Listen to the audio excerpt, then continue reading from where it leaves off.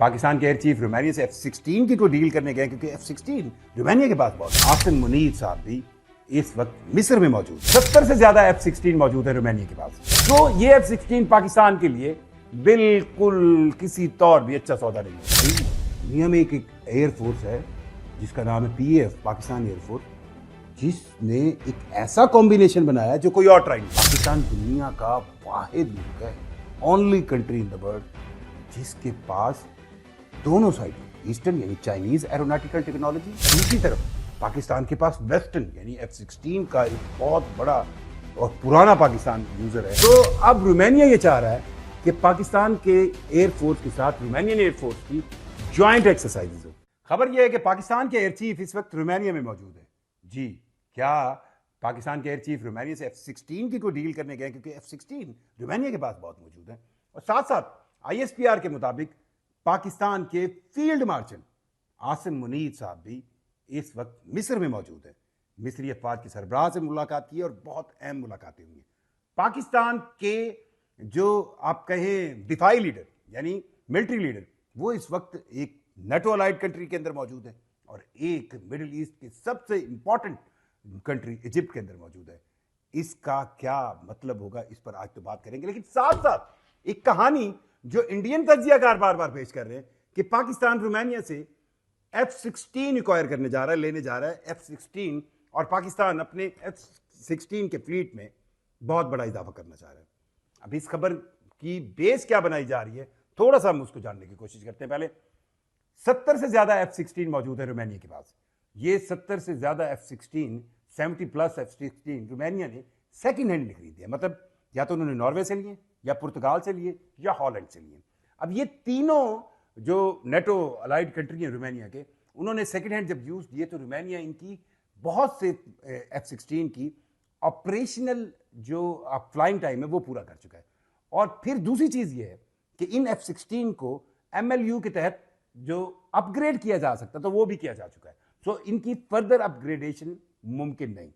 सो ये F-16 पाकिस्तान के लिए बिल्कुल किसी तौर भी अच्छा सौदा नहीं हो सकता। और पाकिस्तान ये F-16 क्यों खरीदे? पाकिस्तान के पास ऑलरेडी F-16 की एक बहुत बड़ी तादाद मौजूद है और पाकिस्तान उनमें जो 1980s के टाइम पर खरीदे गए थे उनको भी अपग्रेड कर चुका है। फिर 2005 के अंदर जो खरीदे गए वो वैसे ही लेटेस्ट F-16 है। पाकिस्तान F-16 लेना जरूर चाहता है और वो अगर लेना चाहता है तो उसके पास बहुत वायबल ऑप्शंस है। बहरीन, बिल्कुल उसके पास लेटेस्ट F-16 है। बहरीन के साथ सऊदी अरब का जो एक आपका अलायंस है और अब सऊदी अरब और पाकिस्तान का एक जो डिफेंस पैक्ट हुआ, उसके बाद ये डील बहुत आसान हो सकती है।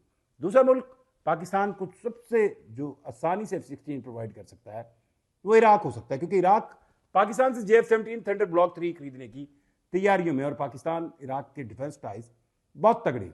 तीसरा तुर्किया हो सकता है और फिर मिस्र के पास एक बहुत बड़ी तादाद है F-16 की जिसको लिया जा सकता है।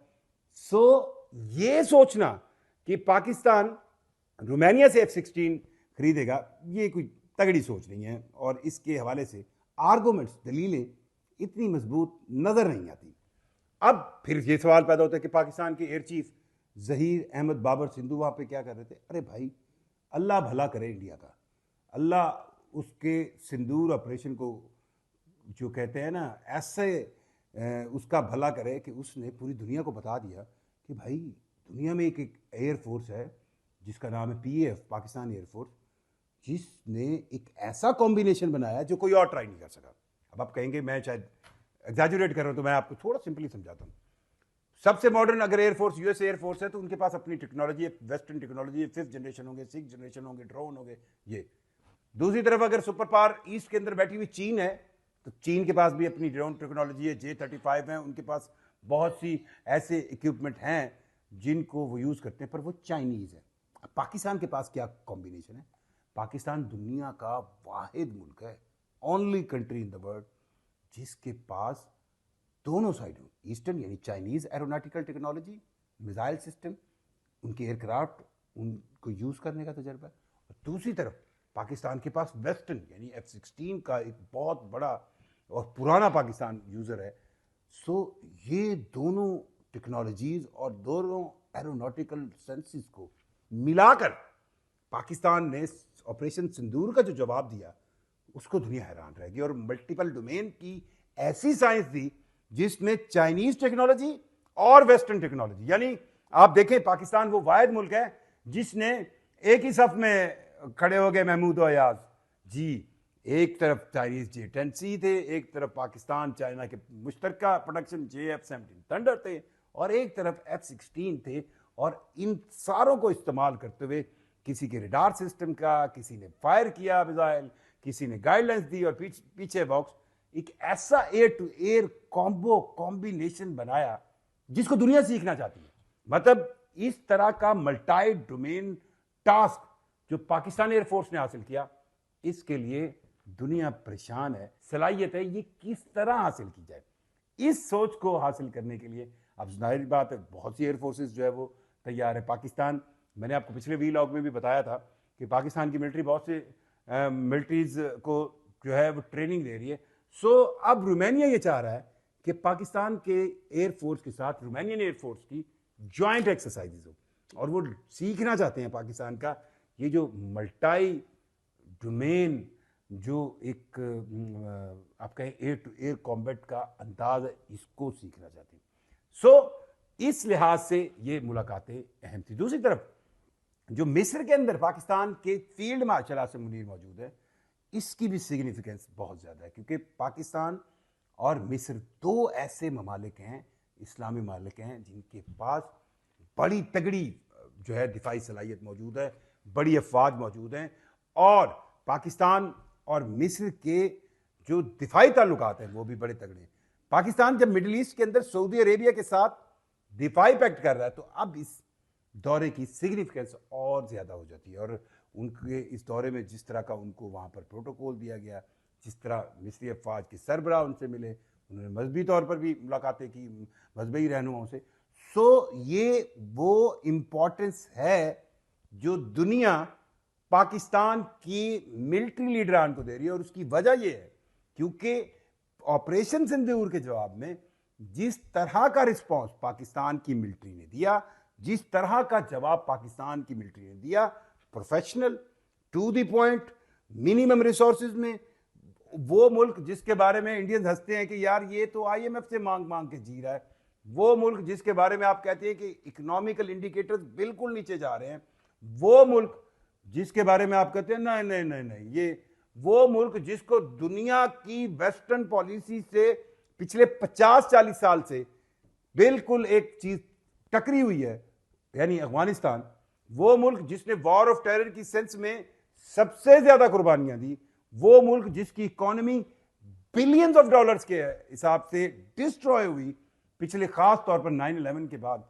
जब हमें अफगानिस्तान की जंग वेस्ट के लिए लड़ना पड़ी और वो जंग यहां पर आई, वो मुल्क जिसके बारे में आप कहते हैं नहीं नहीं नहीं नहीं ये तो जी लॉ एंड ऑर्डर के हवाले से बड़ा खराब है, वो मुल्क जो इंडिया की प्रॉक्सियों को सहर है, पर उस मुल्क के ऊपर जब बाहर से हमला हुआ, इंडिया से हमला हुआ, तो उसने अपनी मिलिट्री कैपेबिलिटी, अपनी air to air fighting ability ऐसी शो की जिसको अब दुनिया मानती है।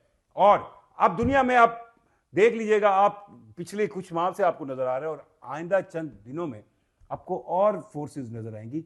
दुनिया की फोर्सेस की ये अब ख्वाहिश है, अब जैसे जो आपके बिरादर इस्लामी मुल्क हैं उनकी भी ख्वाहिश है, जो आपके नेटो के अंदर मौजूद वो ममालिक हैं जिनके साथ आपके मिलिट्री सेंस में अच्छे ताल्लुकात हैं, उनकी भी ख्वाहिश है। रोमानिया के साथ पाकिस्तान के अच्छे ताल्लुकात हैं, ये अगर वो उसको नेटो सेंस में देखा जाए तो ये एक ऐसा मेंबर है जिसके पाकिस्तान से हमेशा अच्छे ताल्लुकात रहे। तो पाकिस्तान इन ममालिक के साथ वो क्योंकि जॉइंट एक्सरसाइजेस करना चाहेंगे, पाकिस्तान के एक्सपीरियंस से सीखना चाहेंगे, पाकिस्तान के उन ख़ास तौर पर उस रोल को सीखना चाहेंगे जिसमें पाकिस्तान के प्रोफेशनल पायलट्स ने, फाइटिंग पायलट्स ने एक ऐसा कॉम्बो दिया जिसके अंदर ईस्ट और वेस्ट की टेक्नोलॉजी को मिलाकर लड़ा गया, जिसमें आपने S-400 जैसे निज़ाम को जो है बिल्कुल ख़त्म कर दिया, जिसमें आपने इंडिया के राफेल, वो त्यारे जो आज तक कहीं नहीं गिरे थे, मतलब फ्रांस बेचारा ये इस बात पे पछता रहा होगा कि उन्होंने राफेल इंडिया को दिए तो दिए क्यों, क्योंकि जितने राफेल आज तक उन्होंने बेचे थे उसकी पहली जमानत ये थी राफेल आज तक गिरा नहीं।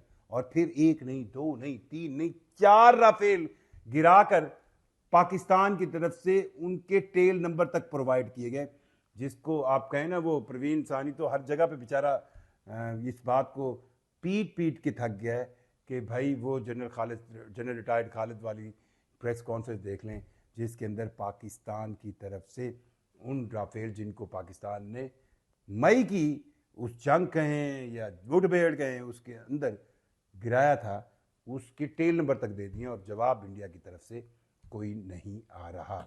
सो हर गुजरते दिन के साथ पाकिस्तान अपनी नई मिलिट्री एबिलिटीज़, टेक्नोलॉजीज़ जो है उनको इन्हांस कर रहा है। और जिस तरह पाकिस्तान के मैं पिछले दिनों मुझे जो है DGISPR की एक ब्रीफिंग और एक इंटरव्यू भी याद है, जिसमें उन्होंने साफ कहा कि पाकिस्तान ज़रूर हर नई टेक्नोलॉजी को एक्वायर करेगा, ज़रूर हर नई टेक्नोलॉजी की तरफ जाएगा, ताकि वो अपनी इस दिफाई सलाहियत को, जो सिर्फ दिफा के लिए, उसको बरकरार रखे और उसका एक ऐसा हमसाया जो उससे हुजम में, ताकत में बहुत बड़ा है, उसको कहीं ये गलत फहमी ना रहे कि वो पाकिस्तान को, एक छोटे हमसाए को दबा कर रख सकता है या उसकी जो उसकी अपनी मुल्क के अंदर उसको रोक के रख सकता है। नहीं, ऐसा नहीं होगा। अगर आप पाकिस्तान पे हमला करेंगे तो पाकिस्तान स्मार्ट प्ले करेगा और आपको इसका भरपूर जवाब देगा।